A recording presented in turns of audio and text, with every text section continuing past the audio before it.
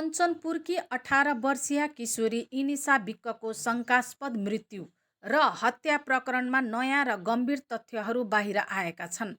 प्रहरी नियन्त्रणमा रहेका उनका प्रेमीले दिएको बयानले घटनाको समयमा अन्य व्यक्तिहरूको पनि उपस्थिति रहेको र घटना झन जटिल बनेको देखाएको छ।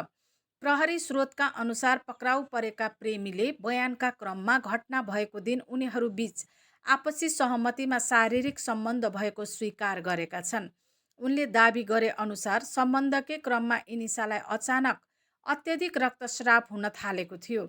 रक्तस्राव नरोकिएपछि र इनिसाको अवस्था चिन्ताजनक बन्दै गएपछि उनी अत्तालिएर मद्दतका लागि आफ्ना 3 जना साथीहरूलाई घटनास्थलमा बोलाएका कुरा बताएका छन्।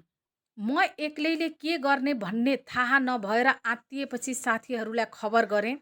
उनीहरू पनि घटनास्थलमा आए। साथीहरू आएपछि उनीहरूले इनिसालाई अस्पताल लैजानुको सट्टा समाज र कानुनी झमेलाको डरले घटनास्थलमै अल्पत्र छाडेर भाग्ने निर्णय गरेको बताएका छन्।